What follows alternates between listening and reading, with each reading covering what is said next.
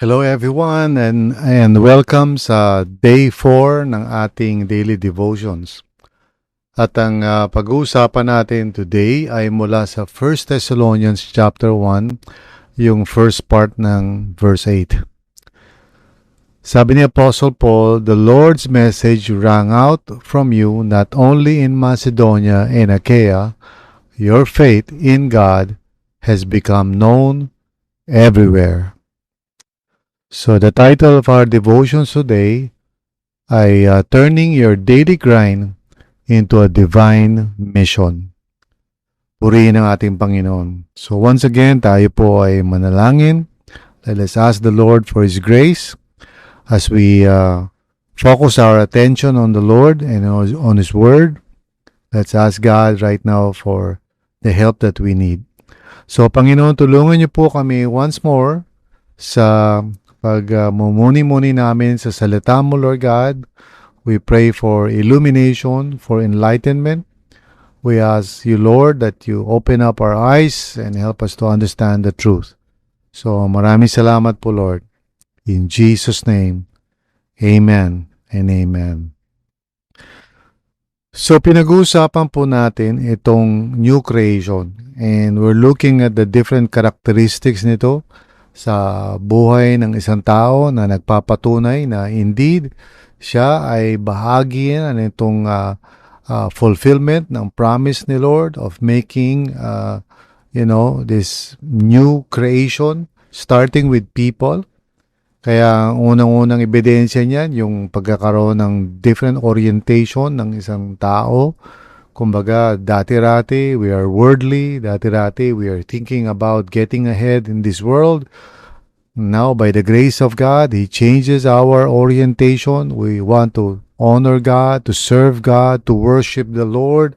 And Jesus, we expect the Lord to return. So, nag-iiba yung orientation. And this is really proof that God's grace is at work sa puso natin, sa buhay natin. And makikita natin to, God is forming us kasi He gives the Holy Spirit to those who put their trust in Jesus. So mapapansin natin yung ugali natin nagbabago. Nagkakaroon tayo ng virtues, no? Yung fruit of the Spirit nakikita sa atin. One of which na napag-usapan natin yesterday, may kinalaman sa paano tayo nagre-respond sa difficulty, sa mga trials, The ability to rejoice in the midst of difficulty is a sign from the Lord that truly God's grace is working in our lives. Kasi walang logical na explanation yun, right? And like I said, kung maalala nyo, I said na this is God's way of affirming His grace sa buhay natin. He's basically telling us, encouraging us na, I am at work in restoring you by the grace of the Lord. Binabago niya yung buhay natin. Binibigyan niya tayo ng joy and peace kahit na things are not okay. So these things, mga mga palatandaan that we are indeed part of the new creation. So in bringing about this new creation, kung saan He's going to make everything new, He's starting with us, starting with people. And another characteristic na itong nakikita natin ngayon sa passage na to, sabi ni Paul, "The Lord's message rang out from you. Not only in Macedonia and Achaia, your faith in God has become known everywhere." So he's affirming the Thessalonian believers. He's saying na talagang ebidensya ng God's grace dahil yung faith nila was not parang just a private religion, but rather siya, maalingaw-ngaw siya, parang kumbaga nagre-ripple effect sa iba't ibang lugar. Hindi lang doon sa kanilang kinalalagyan sa Macedonia. It was going everywhere. It was, in other words, yung kanilang buhay is becoming purposeful. Nagkakaroon sila ng Great Commission mentality. So, hindi lang new heart no? There's also a new sense of mission and purpose. And ang nangyayari, and this shows that God is changing us and He is at work in our lives kasi hindi na, sa atin, hindi na basta trabaho lang or pag-aaral lang, each place becomes parang a mission field for us. So, ito yung parang masasabi natin na ginagawa talaga ni Lord sa mga anak niya. He is changing our orientation, no? At nagiging tayo, Great Commission people tayo, na gusto na natin i-share yung faith natin sa iba. Nandun na yung desire natin to help other people know Jesus also. Saan ang gagaling yun? It's the work of God's grace. Yung ganong desire to help other people discover the good news. So, nagkakaroon tayo ng desire na ang tingin natin sa mga tao, hindi na parang tao lang, but people who are loved by God, whom the Lord wants to save. Kaya, sa totoo lang, ang isang tao na talagang born again, hindi mo naman kailangan pilitin na mag-share. It just comes out naturally. We want to tell others about Jesus. Now, of course, I want to clarify things na hindi porket hindi tayo nakakapag-share ng faith natin, ay ibig sabihin hindi na tayo born again. Of course, I don't mean that. Okay? Kasi may mga iba't ibang process yan no? But there is the desire. At the very least, meron kang desire. Gusto mong i-share yung faith mo, gusto mong ibagi sa iba kung anong ginawa sa iyo ng Panginoon. I don't mean to say na nagpipreach ka na sa church, although maganda yun, di ba? But it's just the parang natural desire sa puso mo to help other people know Jesus. That mindset, that attitude is a characteristic of someone who has experienced God's grace. No? And nagkakaroon ka ng desire sa puso mo. Sabihin na natin, maybe you're not yet skillful, maybe medyo na uutal-utal ka pa o parang hindi mo pa masabi talaga, mapaliwanag maigi. Ano lang yun developmental lang yung processes. Pero nandun yung desire mo. You want to reach out to your relatives, you want your friends to know Jesus. Regardless kung kung hindi pa talaga pulido yun. That's not the point. The point is nandun yung motivation. This is the work of God sa puso natin, And kung meron kang desire na ngayon, that's a good thing. It shows that really God is giving you a different way of looking at your life. Ang trabaho hindi na basta trabaho, negosyo hindi siya ordinary negosyo lang. Aral, hindi lang aral yan. Nandun yung parang desire ng puso mo, Lord, gamitin mo ako dito. Gamitin mo ako sa trabaho ko. Gamitin mo ako sa negosyo. Gamitin mo ako sa field ko na ito, sa computer. Tulungan mo ako, Lord. Gamitin mo ako sa school. Andun na yung desire mo to bear fruit. And these are all evidence of God's grace.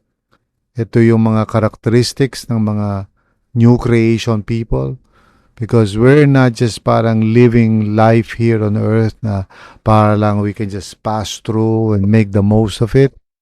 Niisip natin, Lord, gamitin mo ako that I, through my life, my testimony, my words, or somehow, Lord, makatanim ako ng gospel sa puso ng mga tao. Yung ganong desire, I would say, with confidence, talagang God's grace yan. Because hindi mo ma-fake yan. Hindi mo you will not have the desire to invite people to church. You will not have the desire to share your testimony. Wala kang wala kang ka-interest doon sa ganung mga bagay. Kasi hindi mo pwedeng i-fake yun Pero kung meron kang ganun na desire, wow, praise God. Be encouraged. It's a sign that God is really changing your life, changing your heart, renewing in you the grace of God talaga. So, once more, kung hindi mo pa ito nagagawa talaga ng lubusan, maybe it's just a developmental thing, maybe kailangan na ng training, pero nandun talaga yung desire mo dapat, di ba? And if not, you can pray. Lord, Ba't ganun? Yung ibang tao gusto nila mag-share, ako hindi. Please, change my heart. And once again, I'm always saying this throughout this week. God is good. You know, if you ask Him, Lord, will you change me, change my direction? Would you form me, transform me, Lord? Would you help me to deal with suffering with joy coming from the Holy Spirit? Lord, would you give me a sense of purpose in my life? Lahat ito, these are prayers that you can pray. Kung medyo yung mga pinag-uusapan natin, parang with all honesty, hindi mo masabi na, totoo sa akin to, o nakikita ko to, maybe parang sabihin mo na, parang hindi ko pa yata nakikita to, then just pray. That's all you have to do. It's not this message na pinag-uusapan natin throughout the week is not to discourage you or put you down. So kung meron kang ganitong parang longing na, Lord, I want this, please, I encourage you to call upon the Lord. He will answer you. He will, meet you at the point of your need. God will not condemn you.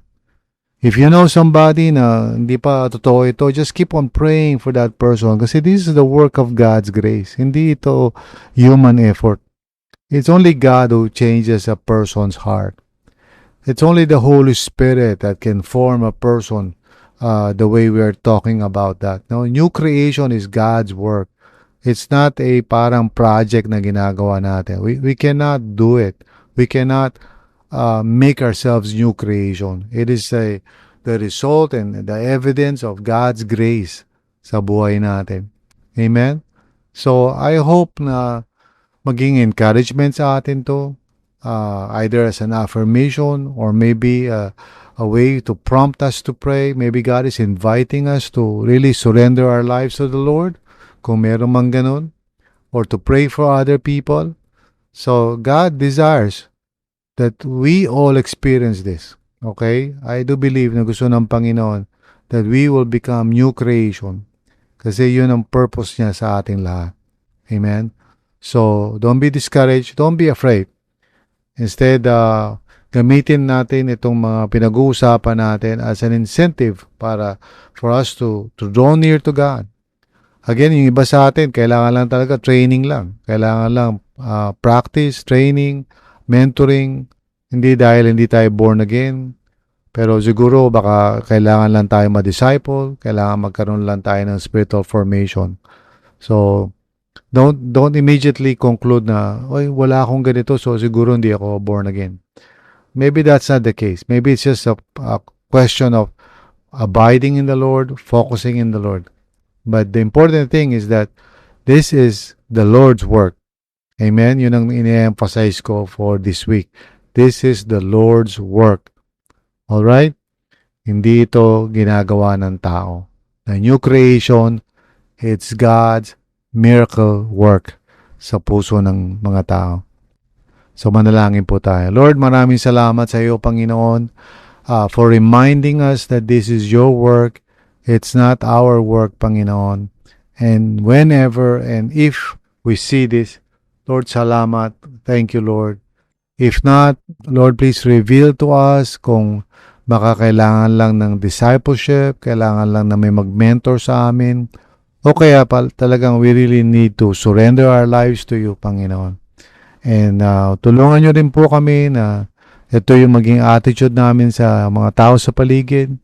Kung sakaling hindi pa totoo itong mga bagay na ito na pinag-uusapan namin this week, Lord, gamitin mo kami to reach out to people, to share the good news, or maybe to mentor others, to help others, how to share their faith, how to testify. So Lord, we just entrust to you itong mga bagay na ito. Maraming salamat, Lord, na you're reminding us this is your work. This is not our work. So thank you, Lord. Thank you for the grace of God. In Jesus' name, amen and amen.